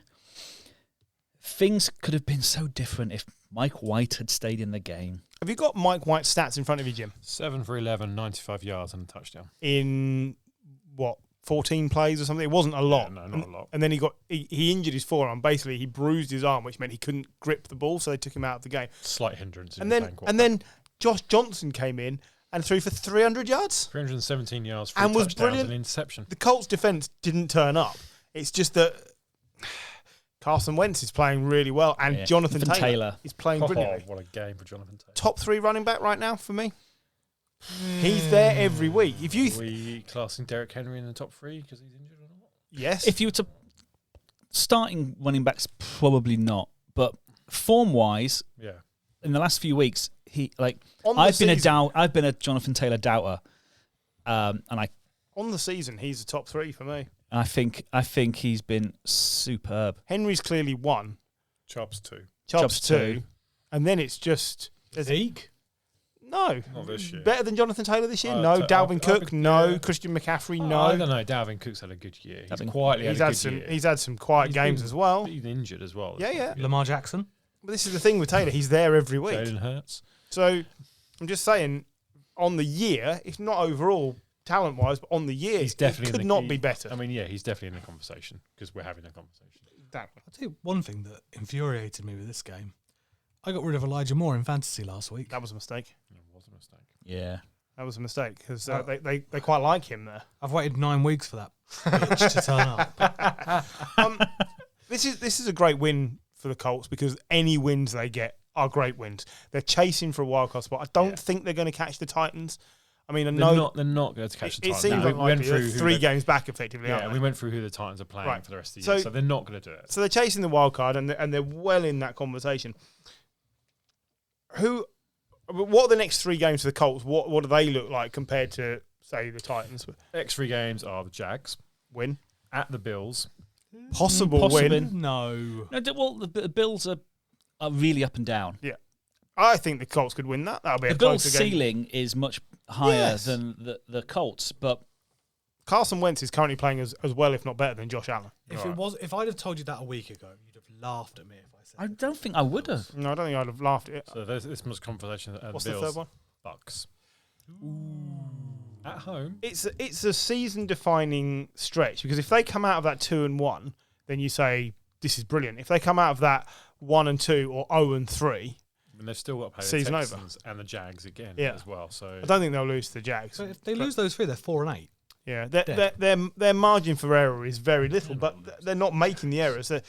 Yes, they gave up 30 points, and that's disappointing. But the Jets are playing better. But just playing better, and So with no one had any tape on Mike White. No one has anything on Josh Jackson. They are Josh Johnson. Josh Johnson even. Sorry. Josh Johnson's been in the league for 18 fair, years, and no one's got any tape on fair him. that you don't get Oh, his name right. Jacksonville, the Mighty Ducks films. Yes. So Nobody's got any here's tape the on thing: if you're New York, do you sit Zach Wilson now for the season and say watch and learn because they have played so much better without him in 2 weeks? But what are you going for? You're going for not destroying his confidence like Darnold had. Yeah, I but- think that's a smart idea. Personally, they got enough. They're not going to gain anything from I the don't. season. See, I don't by know. crushing. I don't know Mike. I don't know. Robert We've Saleh? got Wilson's Zach psyche, Wilson. but having him out there and having him crushed by 6 more defenses could crush him. He may just find being benched for the guy from the Dallas Cowboys practice squad, And the a guy who's been on bloke everybody's who's practice ever been in everyone's practice squad, and they've still got Flacco. Yep. Imagine being benched for one of those 3. That might kill your confidence I as well. agree with you, but do you not think that that's an opportunity for a coach to say, you've had your chance, you now have to win this job back? Because they have been better without him. That is the thing. I think they have been better At without some him. point, it's a make or break moment. But if you manage him with a plan, Zach, sit down. This is what we're going to do. Yeah. We're going to release you. We're going with Mike White. We've decided the best thing for your career is for it not to be at the Jets. you just- that I get. We found you a job in an insurance firm. Whatever they're going to do, it has to be different to what they did with Darnold. Darnold missed a few games. He had mononucleosis and a couple of injuries, but Glandular fever. whatever. But Mono. on the whole, it was Darnold's the starting quarterback. He's out there. He's playing from day one, right? It didn't work. This is their opportunity to say, right, Wilson's injured. They can put it out to the press. He hasn't quite recovered. We're giving him. We might bring him back the last couple of weeks just to evaluate. If that's what's going to happen, that's what you're going to see. They're not going to come out openly and go, do you know what? We actually think Mike White's better, so we're going to play him. It's going to be Wilson's still recovering from an injury. Yeah, he needs to be And that's fine. off. Yeah. But He can't have his pads on.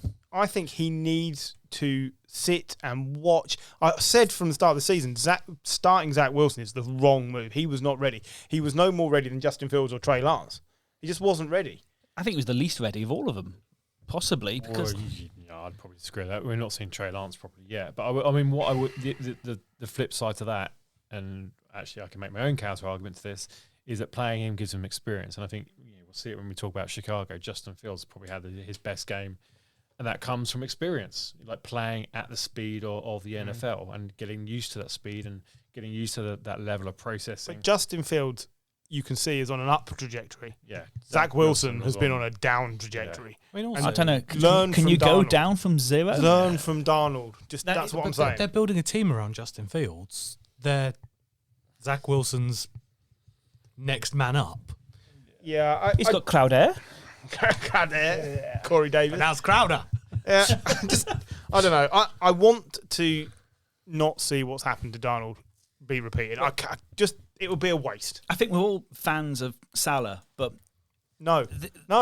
As a coordinator, as not a as a head coordinator, coach, but it's not working. the Jets as an organisation, what they're going to do is the wrong decision anyway. So let's not even question it. It's funny because it's true.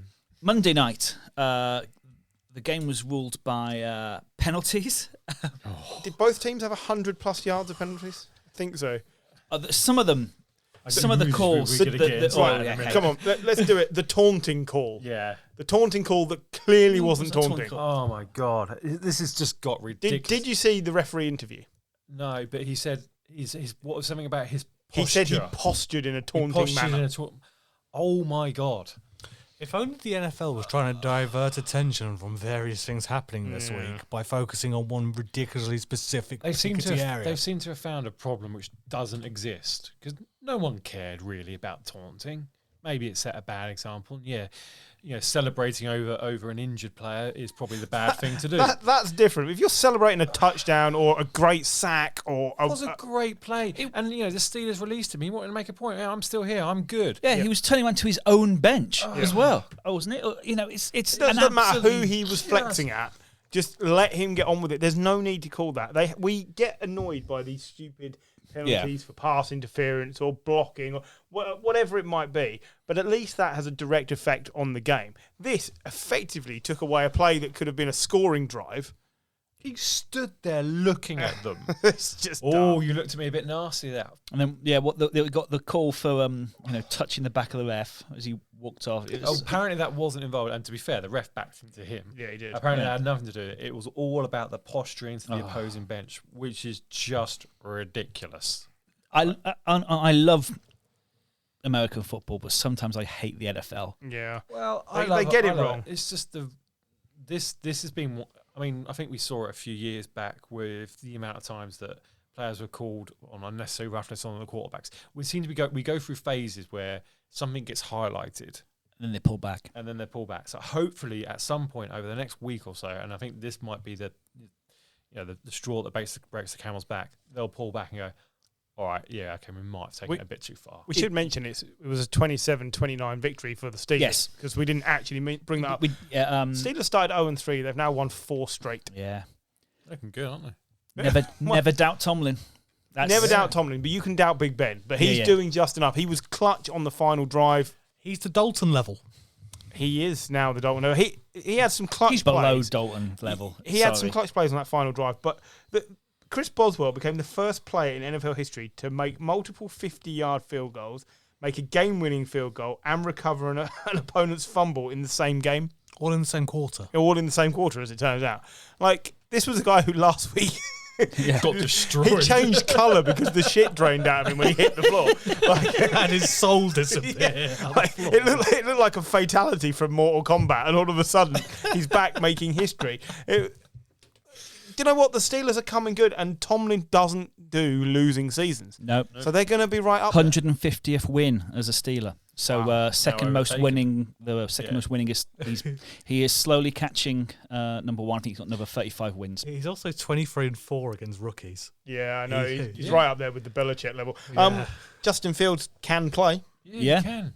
Yeah, he's getting better. He's getting better. Slowly finding a plan that works for him. It did help having David Montgomery back, though. Yeah, because up to week 3 or 4 when he got injured, he was one of the best running backs in the league. Yeah. And you suddenly give not an elite, but a good running back, a solid, dependable running back to a rookie, and look at what happens. Damian Harris for McCorkle. Take who you like on the Niners roster when Trey Lance plays. James Robinson for Trevor Lawrence. Michael Carter for Zach Wilson. Well, Michael Carter's doing all right. Michael Carter, he's been doing better since But you see the point is this is what they need, and Justin Fields looks fine. I'm never going to be a Matt Nagy fan, but I think the Bears are going to stick with it. Matt Nagy is not play calling again, and I think they've said. I hope they move on. They've said really hope it's not. He's not going back. Good. I mean, that's a good start. But for Justin Fields' sake, who did look good, and bar a few dodgy plays and penalties, the Bears could have feasibly won this game. They should have won this game. They should have won this game. Did they have to go for an insanely long field goal on their last drive? I think 60-something yards. Fields looked great. Yeah, if I was a Bears fan, I'd be excited by that. I think they're the better he plays, the more chance they have of keeping Nagy. I know. They're at least 2 years away from being a good team, though. Of course they are. Oh, He's yeah. a rookie quarterback. Yeah. But it's not just that. Like, they need to fill in lots of places around Yeah. it. Talking of rookies, Najee Harris. Oh, Najee. I was going Pat Frymouth, the Pat Frymouth, tight end, who this week had 2 touchdowns. I think he had another touchdown last week. We often say tight ends need a couple of years. He's making a really big First impact. Steelers rookie tight end with 2 touchdowns since who in 2005? Oh, that one they had for ages. Yeah, that one they had for ages. Heath Miller. Yes, Heath Miller. Oh, nice. So 16 years since a rookie tight end for the Steelers had 2 touchdowns in a game. He looks good. I mean, his nickname at Penn State was Baby Gronk. Yeah. We should try and create a team of our best team of rookies at some point in the season. I'm up for that. Yeah. We'll move on to Chargers. Continue to erase some of the old Chargers way as they won with a last-second field goal instead of losing to one. They beat what's this here? The Frisky Eagles, 27-24. Hurts. Nope. I know we've got doubters, but he's going to be He is going to be their starting quarterback next season. His audition is going very well. What more do you want him to do? Yeah. And in a crap team, he's still a very raw quarterback. They've brought back Jordan Howard from obscurity.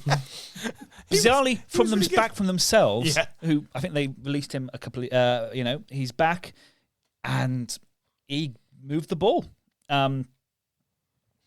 Bizarrely, it's quite a tight position to finish second behind the Cowboys now in the NFC East. Strangely so. They have the same record as the Giants.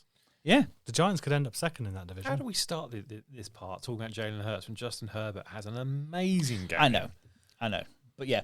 And is an actual quarterback, not a faux running back playing quarterback and occasionally throwing it. I know. Jesus, guy. Come on. I don't get it with that. It's like, yeah, all right. Because we know you don't like we it. want to rile you up. Keep going. It's more fun to see you angry. He's a poor man's Lamar. Remember, Lamar couldn't throw that first season either. I'd quite happily have a poor man's Lamar. Yeah. Lamar's And amazing. Yeah, he gets knocked out in the playoffs. Whoop-de-doo. We talk how great Justin Herbert is every week. He'll be in the playoffs. Justin Herbert is fantastic. He's got a great team. Yeah. I know they've won with a last-second field goal. Me and Mike will talk about this on Sunday. Kicking in the Chargers for years has been a problem. They've brought in previously good kickers, and they still suck. I wonder if is it coaching there that suddenly I've changed the coaching team as well. Yeah, well, I'm not sure what it is. Dustin Hopkins did miss an extra point, but he was 2 for 2 on the field goals. But they were both short. I think he's an upgrade on Vizcaino, who they had to start the season. Dustin Hopkins was a decent kicker when he was at Washington. Yeah, and they released him and replaced him with Chris Blewett, who then promptly missed his first field goal attempt.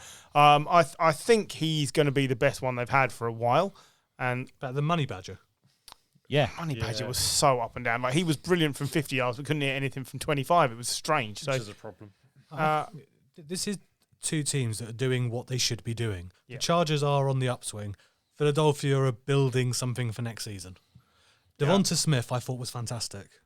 Yeah, he's a absolutely. good player. He should be. Yeah. This is what he should be doing in games. I mean, he was one of the first wide receivers to win the Heisman in God knows how many years. He was awesome at Alabama last year, and he's awesome. Imagine how much you'll benefit when in year 2 Jalen Hurts learns how to pass the ball. Imagine that. Jalen Hurts is the first quarterback since 1950 with 30 or more rush yards in each of their first 13 career starts, more than Lamar Jackson. I wish you could see the video of this just for Jim's face. I've got eyes rolling back like the Undertaker across the table. Did you see? He just saw his own brain. Did you see the Chargers opening drive? No, sir. It was a 98-yard opening drive. The longest drive not to result in points since Buffalo's 98-yard drive in Week 9 of 2002. Yeah. That's a quality stat. Yeah. They did well. Because even Scott Hanson didn't know. He was like, I'm sure we've seen that in red zone before. And obviously the answer was no. 2002. It was a bad... I mean, I understand why they went for it, but it was a bad choice and they got stoned. So, it's... I thought the Eagles are doing okay for what they've got. Sirianni is going to get a second year. Jalen Hurts is going to get a second year. Third year. And you don't think he will still? No, I think there are in a year when there are not very many good quarterbacks coming out in the draft. I think there are better quarterbacks coming in the draft than Jalen Hurts. I will take you on that and say not a chance. Name 2. Sam Corral and Desmond Ridder. I've literally never heard of either of those people. That's not a surprise. That doesn't count. In college, I'd heard of Jalen Hurts.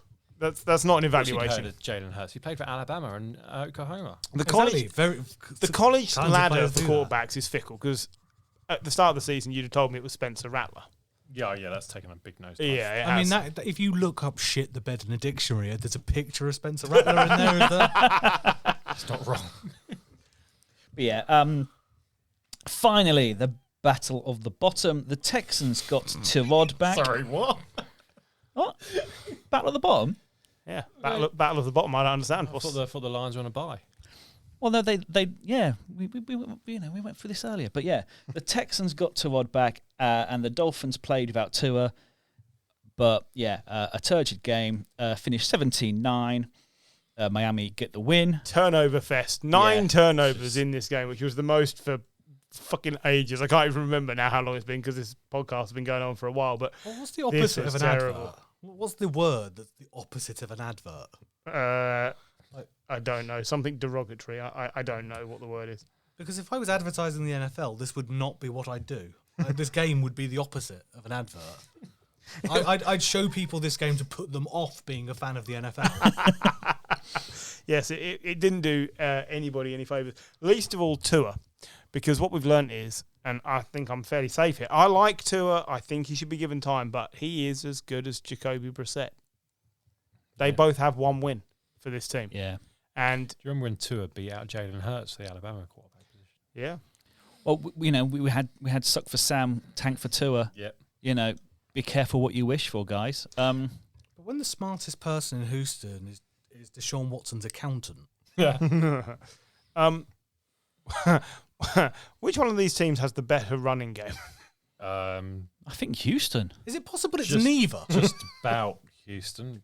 I mean, geez, Myles Gaskin, 20 carries for 34 yards. I feel like I could do that. I feel like if you put any of us in there, we'd We manage saw that. that. Me and Mike saw that stat on Sunday, and we both laughed because we then remembered when Paul used to compare yards per carry to his dick. He's got 4 balls. He's on I the believe calculator now. that's what he's looking up Yeah. currently. I mean- Jacoby Brissett, 26 of 43, 244 yards, a touchdown, 2 interceptions, not good. But it's Really? it's a Tua-like stat line. It's the same thing. Yeah. You can kind of see why the Dolphins might be ready to move on. I still think it's a year early. Dolphins are absolutely But ready to move on. Tua's biggest problem, which is why Jacoby Brissett is playing, is Can't be he's fit, not can't stay fit. Yeah, Yeah. no, I completely agree. And that's his issue. it's the biggest issue you got. He's got a lot of talent, but if he's not on the field, then it's pointless, isn't it? What's your number one ability? Availability. Yeah. Nice. If you're the Texans, do you carry on with Tyrod Taylor or just go back to Davis Mills? I don't think I don't think it matters. I think Davis Mills has been okay, all things considered. They've certainly not been as bad as Tyrod Taylor. This was I'm sorry, Tyrod's first game back. I've been in the stats booth. Yes. Based on the average penis size in the UK, he travelled 10 penis lengths. Can't come back from that. 10, you say? Yep, so Many as 10. What, Yeah. per carry? on an average. Well, average carries. 10 My- lengths. Average yards per 10 carry. lengths per carry. Yeah. 10 slongs per carry. Excellent. This is a new unit of measurement. Like hands for horses, Yeah, but exactly. slongs for running backs. Cocks for carry. Yeah. Cocks per carry. 10 cocks per carry. Should we go power rankings? I think we should.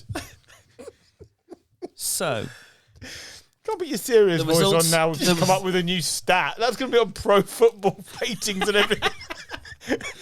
Next gen stats. It'll be rolling along the ticker on red zone. Cocks per carry.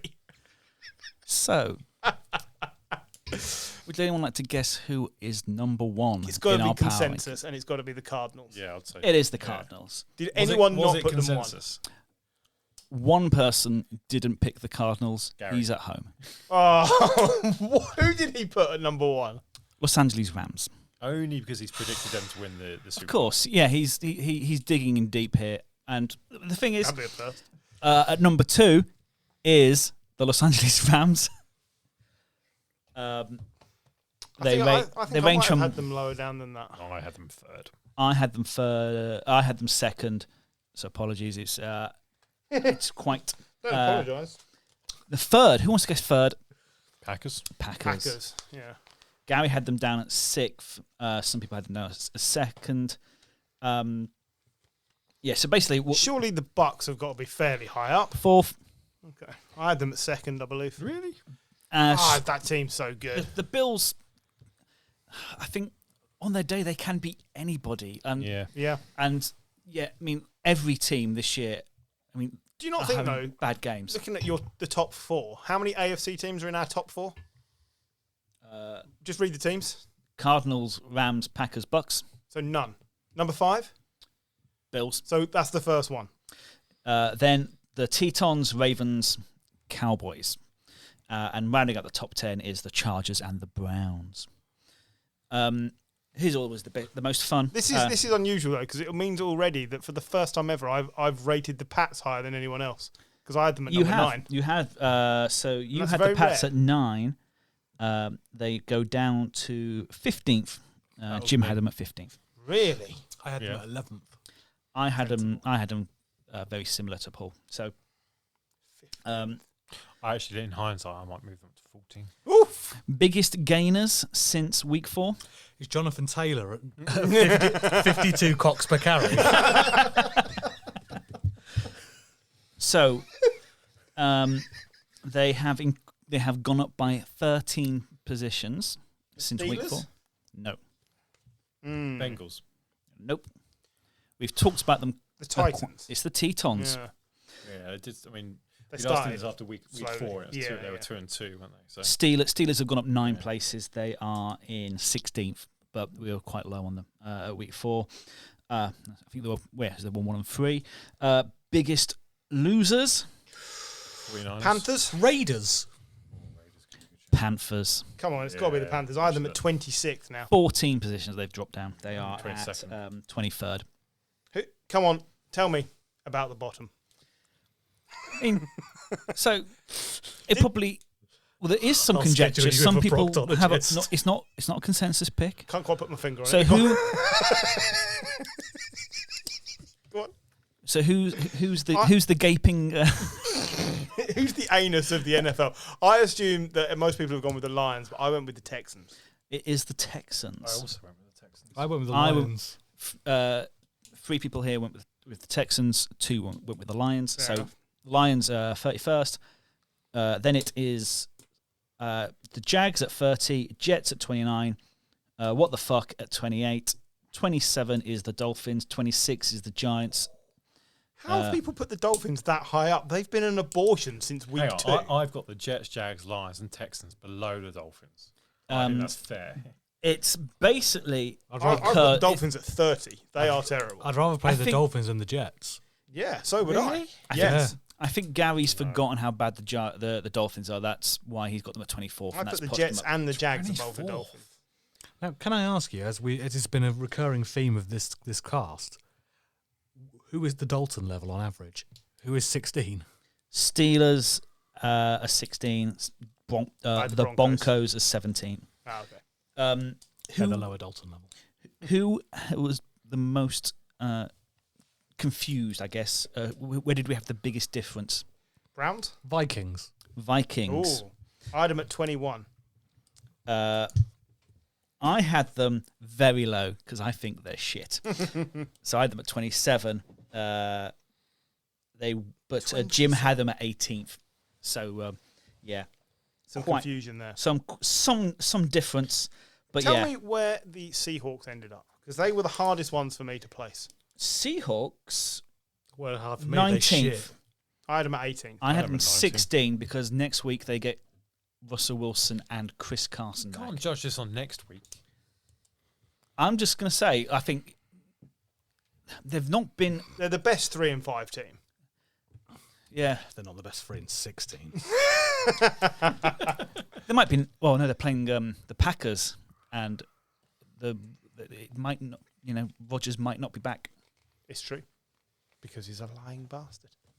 So yeah, but Russell Wilson is looking like he's going to be back, and looks like Chris Carson could be back as well. And for me personally, for my my falling like a fucking stone fantasy team. If I get Wilson back, it also means I get Lockett back as well, because Geno Smith does not pass. But yeah, he sucks. That was a passerby there, Charlie.